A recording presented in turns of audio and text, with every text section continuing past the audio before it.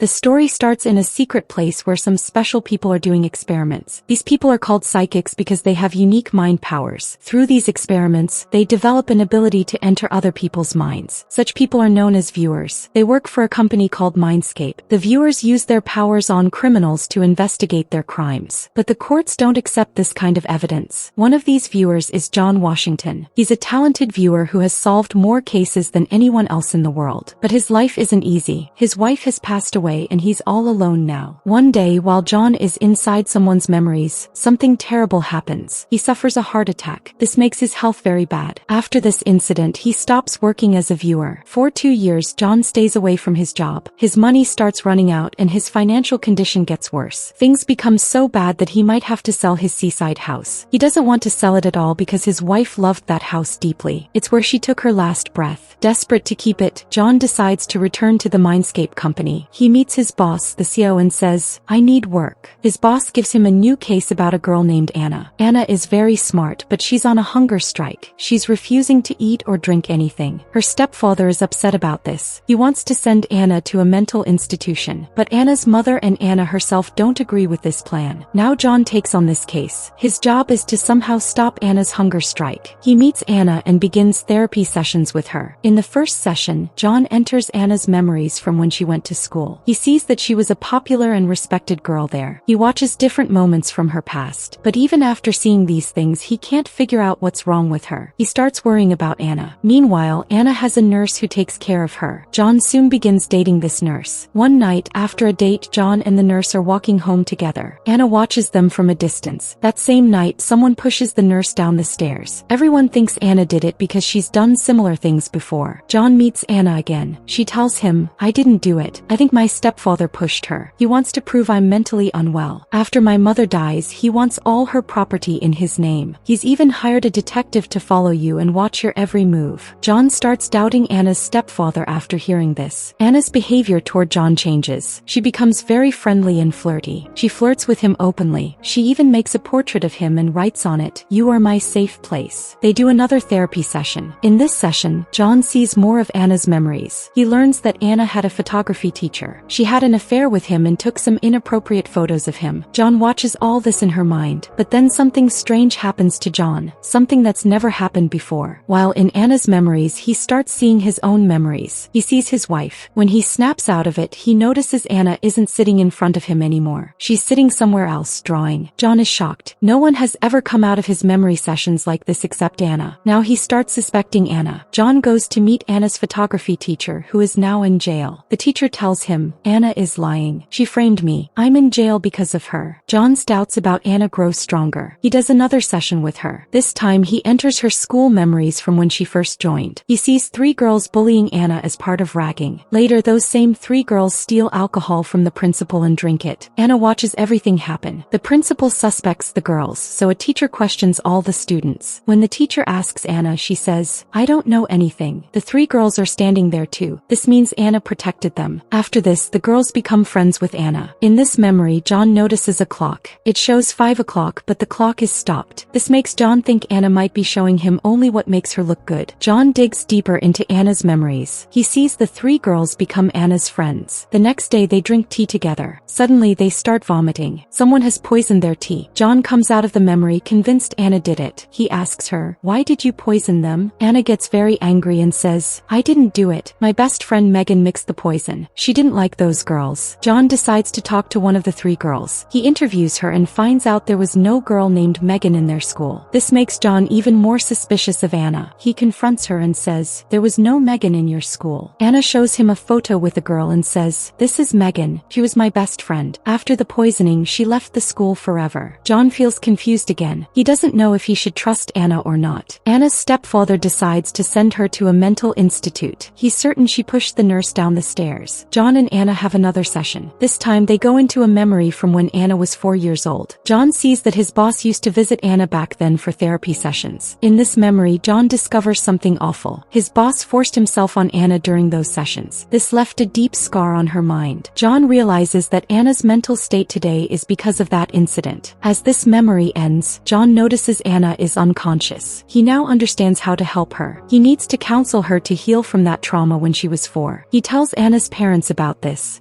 After that, John goes to his boss. He accuses him of what he did to Anna during her therapy at age 4. His boss denies it and says, "I didn't do anything like that." But John saw it all in Anna's memories. John returns home. There he finds Anna's yearbook with photos from her school. He looks for Megan's picture. He finds it, but her name isn't Megan, it's Sanders. John feels completely lost. He doesn't know what's true or false anymore. Then Anna calls him. She sounds terrified and says, "There's someone in the house. Come quickly." John rushes to Anna's house. He goes to a room with monitors that show every part of the house. On the screens, he sees that someone has killed Anna's parents. John calls the police immediately. The police say, "We already know about this. We're on our way." Then John sees Anna running on the monitors. He follows her. Anna runs into the jungle. John chases after her. Suddenly, Anna stops and faces him. She grabs his hand and says, "I'm sorry." Then she runs off again. John looks at his hand and sees blood, Anna's parents' blood, on it. At that moment, the police arrive. They arrest John because he has the blood on his hands. They think he killed Anna's parents. Anna disappears and no one knows where she went. People also believe John killed Anna too. While John is in jail, a man visits him. This man has been following John for a long time. John learns that his boss hired this man to watch him. The man is also a mind reader, a viewer like John. He enters John's memories and sees everything that happened. Every moment of John's story with Anna, from the beginning to now. This mind reader discovers the truth in John's mind. He realizes John is innocent. Anna tricked John in this whole case. Anna wanted to get rid of her parents and escape her house. She knew if she just ran away, her parents would find her and bring her back. She never wanted to return home, so she used John to make her plan work. The truth comes out. When Anna was 4, her boss didn't harm her during therapy. Anna made that up. There was no best friend named Megan. Anna lied about her too. Anna poisoned the 3 girls herself. She also framed her photography teacher and got him sent to jail, just like she did to John. To prove John's innocence, they need to find Anna. The mind reader knows John is innocent, but the court won't accept his word. He only saw the truth in John's mind, not with his own eyes. Meanwhile, Anna goes to a flower shop. She picks up a flower and holds today's newspaper, which shows the current date. She takes a photo with the flower and newspaper. On the photo, she writes, "Thank you," and sends it to John in jail. Now everyone knows Anna is alive. She wrote, "Thank you," to John because he helped her gain her freedom. She's escaped her house forever. When the police get this photo, they release John from jail. They now know Anna is still alive. John leaves jail and goes to his seaside house. He has sold it by now. A new happy family lives there. After that, John visits Anna's nurse, the one he dated. He decides to forget his old life. With the nurse, he wants to start a new chapter.